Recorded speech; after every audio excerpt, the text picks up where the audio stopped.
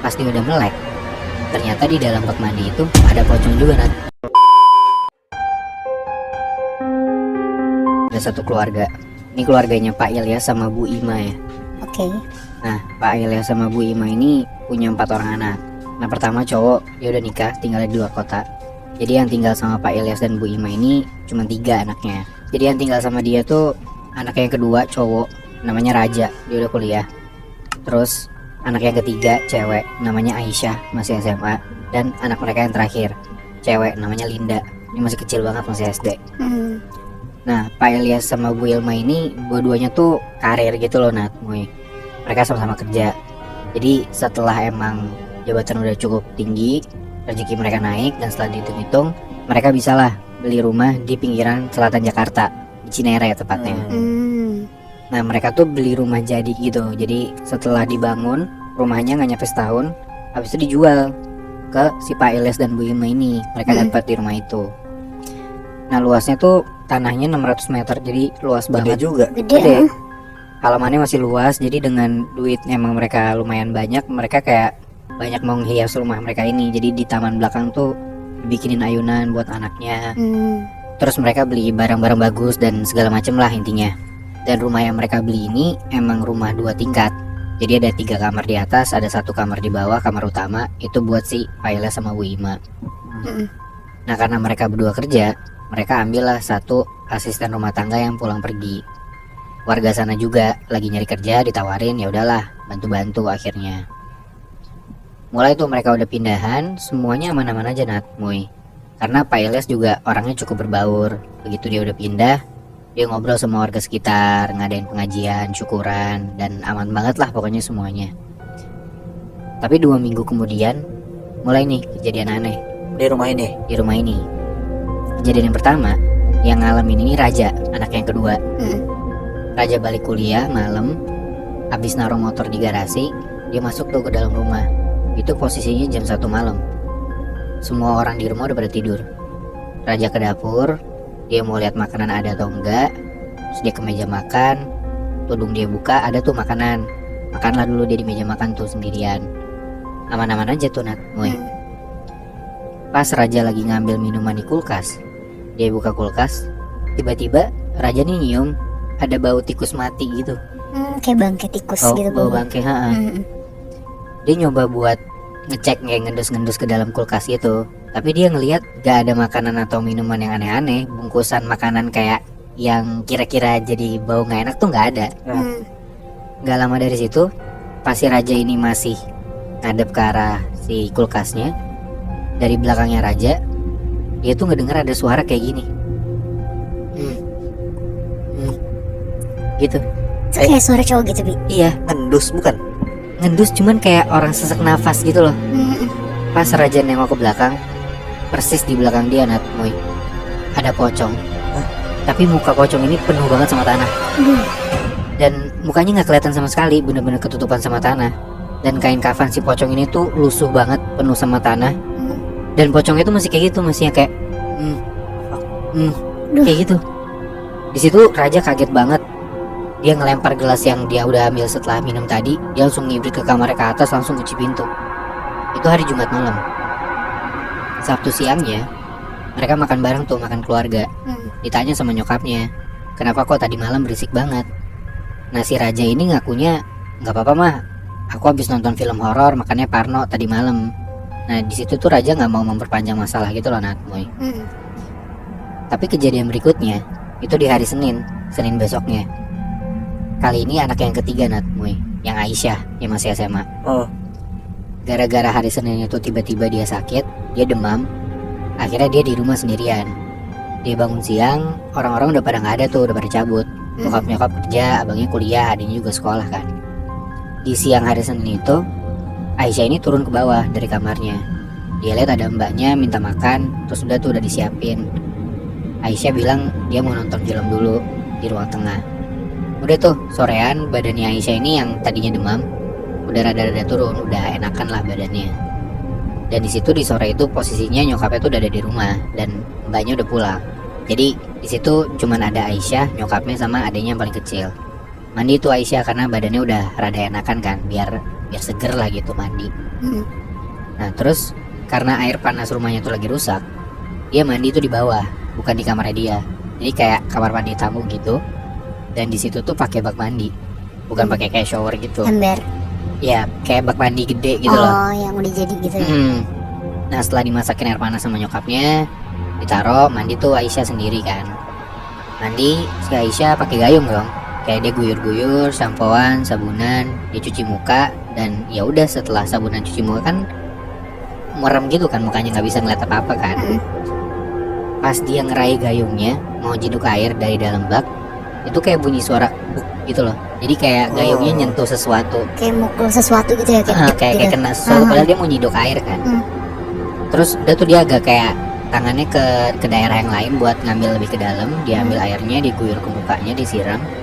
Pas dia udah melek, ternyata di dalam bak mandi itu ada pocong juga, Nat. Gila. Teriaklah Aisyah dari situ kan. Di dalam bak mandinya. Di dalam bak mandinya nih. Bangsat. Kedengeran tuh sama nyokapnya dari luar. Lari tuh nyokapnya ke dalam kamar mandi, ditanya kenapa. Terus Aisyah ini udah bener-bener kaget dan stutter gitu loh, kayak gagap gitu. Ada hantu mah gitu. Dia nunjuk ke bak mandi, tapi nyokapnya dan di situ Aisyah juga ngeliatnya itu isinya air doang. Udah hilang tuh si sosok ini. Nyokapnya nanya, kamu lihat apa emang? Itu mah ada poci. Nyokapnya deg-degan juga dong, mendengar anaknya ngomong kayak gitu kan. Ya udah tuh disuruh sama nyokapnya, udah selesai mandiin cepet buru-buru. Ditemenin tuh sama nyokapnya di situ juga. Selesai mandi, Aisyah disuruh pakai baju, beres-beres, itu langsung suruh tidur aja, dikasih obat sama nyokapnya. Karena nyokapnya juga nggak mau memperpanjang masalah itu. Dari kejadian itu, selama seminggu ke depan gak ada lagi tuh kejadian-kejadian aneh. Sampai di minggu depannya, kondisinya di sini Aisyah udah sehat, udah mulai bisa masuk sekolah. Dan sore hari setelah Aisyah ini pulang sekolah, sekitar jam 3 atau 4 sore, masih sore nih, belum malam, Aisyah ke dapur buat ngambil minum. Dari dapur ini tuh kelihatan ke halaman belakang gitu loh, kayak halaman belakangnya luas tadi yang gue bilang, yang ada ayunan di belakangnya gitu kan. Di situ Aisyah ngelihat adiknya si Linda itu lagi main ayunan. Nah pas dia nengok ke arah belakang itu, sekilas dia ngelihat kok di belakang adiknya tuh ada putih-putih. Berdiri? Enggak, duduk. Jadi kayak adiknya Aisyah ini duduk di ayunan, cuman kayak dipangku sama sesuatu gitu loh. Nah terus dia kan ngeliat sekelebat doang kan. Pas dia tegesin lagi ngeliat ke belakang, di situ tuh Aisyah ngeliat dari jauh kalau adiknya nih main ayunan dipangku sama pocong. Gila. Wah Aisyah langsung teriak di situ, dia minta tolong. Untung mbaknya masih ada di situ. Dan mbaknya langsung lari ke halaman belakang, bener-bener adiknya langsung ditarik langsung masuk ke dalam. Dan malamnya Bu Ima ini cerita ke Pak Ilyas, ke suaminya. Dia dikasih tau lah kalau tadi sore dia diceritain nih sama mbaknya, sama Aisyah juga kejadian apa tadi sore gitu kan. Dan dari situ akhirnya Raja juga ngaku dia ngeliat apa yang minggu lalu dia lihat tuh. Karena berarti udah 3 kali kan nih udah diliatin sama pocong kan. Bahkan 3-3-nya anaknya ya kejadian sama ketiga anaknya gitu loh. Tapi dari cerita itu Pak Ilyas tuh nggak ngegubris sama sekali. Dia malah bilang, kalian rumah sendiri masa takut, kata bokapnya gitu. Nggak percaya gitu ya bapaknya? Udah tuh malamnya Pak Ilyas ini minta dimasakin mie sama istrinya, dibikinin lah tuh Indomie sama istrinya. Di situ posisinya di dapur tuh ada Pak Ilyas sama Bu Ima. Nah lu bayangin, jadi kayak di meja makan tuh Pak Ilyas ngadep Bu Ima, terus Bu Ima tuh masak di kompor ngomongin Pak Ilyas gitu, jadi ngebelakangin. Nah di belakangnya Pak Ilyas itu tuh halaman belakang rumah. Nah di tengah-tengah si Bu Ima ini lagi masak, dia tuh ngedengar ada suara duk duk duk, Kayak orang jalan. kayak ada sesuatu yang nyentuh ke jendela gitu loh Nat. Kayak ngetok gitu, ngetok. Kayak ngetok gitu. Nah terus Bu Ima bilang ke Pak Ilyas, Pak itu suara apaan, berisik banget. Nah Pak Ilyas tuh jawabnya kayak nggak tahu, nggak denger. Gara-gara Pak Ilyas ini pakai headset sebelah gitu loh sambil main HP. Tapi Bu Ima denger suara duk-duk-duk tuh makin kenceng. Terus dia nengoklah ke arah jendela yang ada di belakang dia. Jendela itu ngarah ke halaman belakang. Dan di situ Bu Ima ngeliat ada pocong. Matanya satu ditutupin kapas, yang sebelahnya lagi matanya tuh udah kayak mau copot, masih ngegantung gitu di muka dan ngayun-ngayun ngenain jendela gitu. Wah di situ Bu Ima teriak-teriak, dia bilang astagfirullah Pak. Terus Pak Ilyas tuh nengok ke belakang gitu, tapi dia nggak ngeliat apa-apa di situ Nat. Udah tuh akhirnya si Bu Ima udah takut, dia udah masuk kamar sendiri. Pak Ilyas tuh makan sendirian di meja makan itu. Kayak dia masih nggak percaya sama keluarganya sendiri yo. Yang udah ngelihat kan udah 4 orang kan. Nah tapi besoknya Pak Ilyas ini langsung percaya gara-gara di besok malamnya itu habis Pak Ilyas pulang kantor, dia parkirin mobilnya nih. Terus setelah dia parkirin mobilnya, pas banget dia berhenti, itu ada bunyi debuk di atas mobilnya dia. Dia nggak mikir apa-apa, kayak takutnya ada barang jatuh dari kamar atas, dari kamar anaknya gitu kan, atau kayak kucing atau musang takut jatuh gitu ke atas mobilnya. Udah tuh dia keluar mobil, pas lagi posisi dia udah buka pintu itu, ternyata barang yang jatuh ke atas mobilnya tuh pelan-pelan turun gitu ke bagian kaca depan mobilnya dia.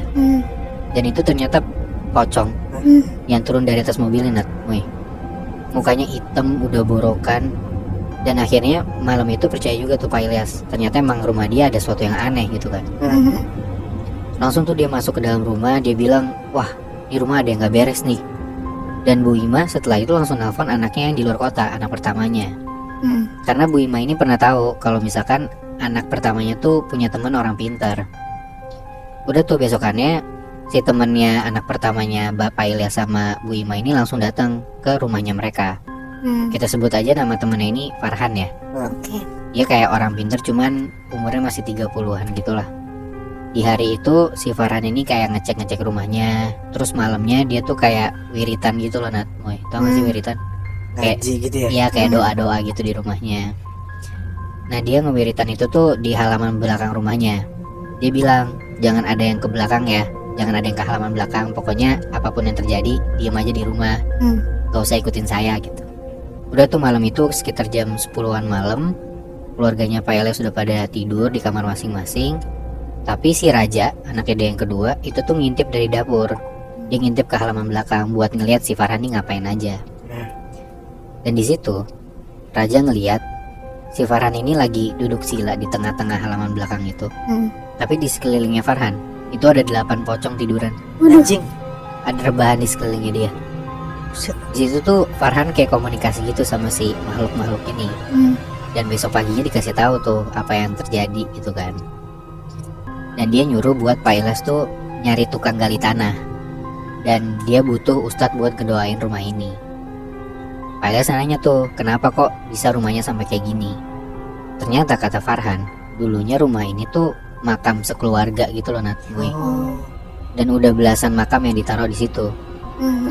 Makamnya tuh udah pada dipindahin, tapi ternyata belum semua bagian-bagian tubuhnya tuh indah, belum rapih gitu loh, masih ada tulang-tulang, tali pocong tuh masih ketinggalan di sana, kata si Farhan gitu. Makanya sisa kayak dari belasan, ya ada 8 mungkin yang belum pindah seutuhnya gitu loh. Marah lah Pak Ilyas gara-gara itu kan, karena dia nggak tahu masalah ini. Ditelepon tuh orang yang dulunya punya rumah ini yang ngejual ke dia.